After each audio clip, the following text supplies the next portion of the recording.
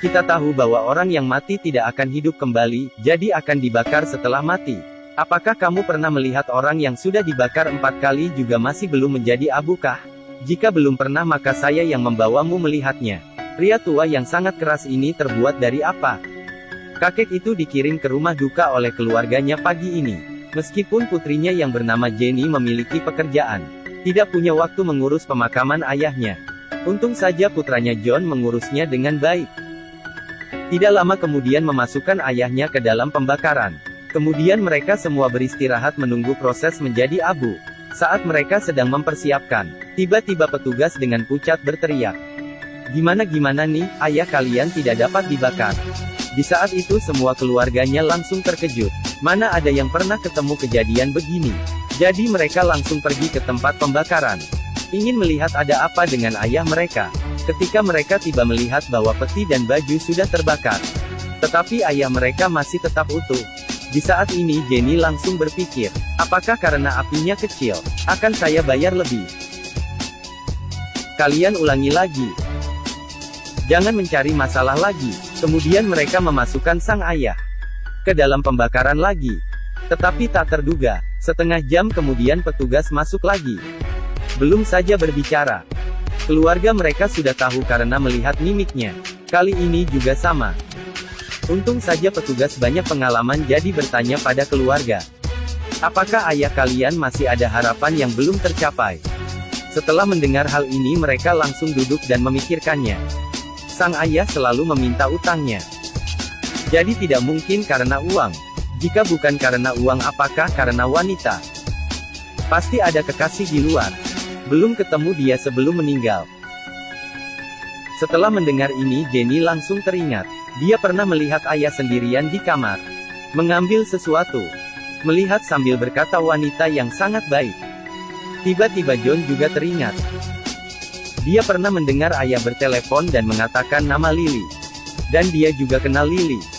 Adalah seorang guru yang terkenal kemarin. Setelah itu John mengeluarkan majalah, meletakkannya di pelukan ayah. Kemudian mereka mau mencoba membakar untuk ketiga kalinya. Tetapi sama saja. Ayahnya keluar dengan utuh. Menghadapi ini Jenny langsung berkata, bakar 3 kali harus bayar 3 kali. Dia masih banyak kerjaan mana ada waktu di sini terus. Lagian ayah memberikan tokonya pada John. Sama sekali tidak ada hubungan dengannya.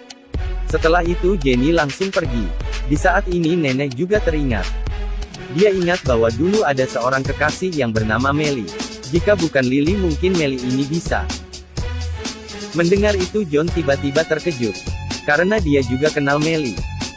Jadi dia langsung menghubungi Melly yang dia kenal. Jadi datang 3 orang yang bernama Melly. Tetapi John tidak tahu manakah Melly yang benar. Jadi semuanya dibawanya ke depan sang ayah. Tetapi ketiganya langsung berkata mereka tidak kenal pada sang ayah. John langsung bingung. Apakah masih ada Melly yang tidak dikenalnya? Saat mereka bingung seorang pria muncul.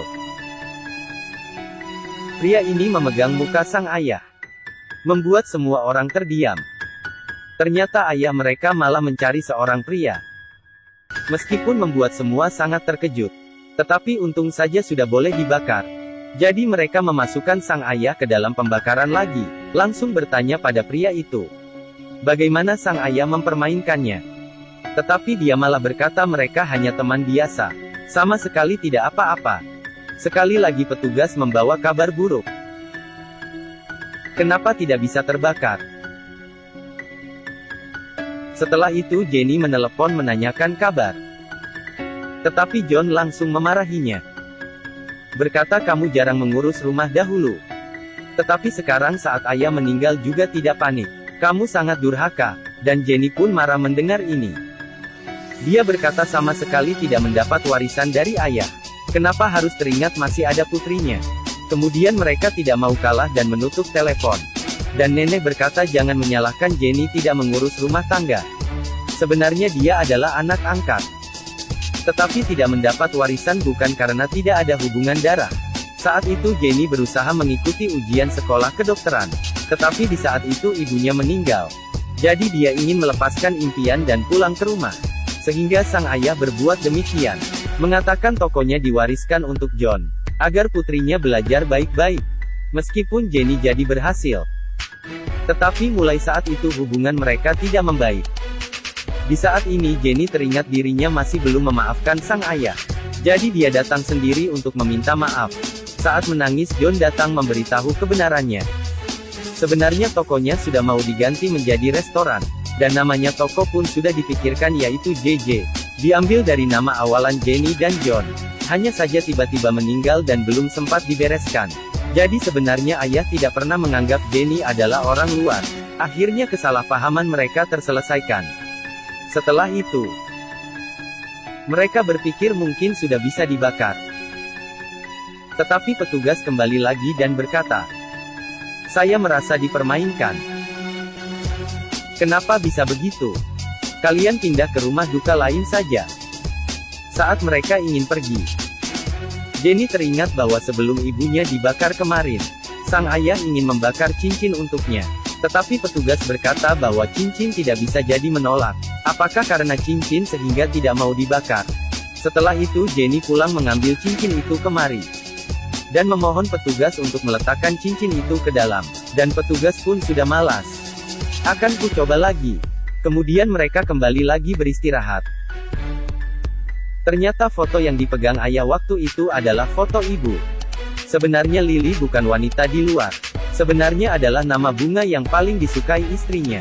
Dan artis itu juga hanya karena mirip dengan istrinya. Di saat ini semua pertanyaan sudah terungkap. Sang ayah juga bersedia pergi.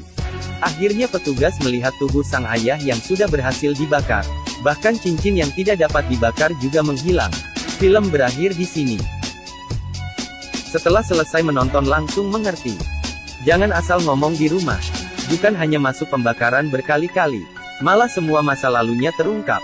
Jika sang ayah tahu setelah meninggal akan begini, saya saja tidak berani memikirkan betapa malunya. Ikuti saya. Dan selamat berkomentar. Kita ketemu di episode berikutnya.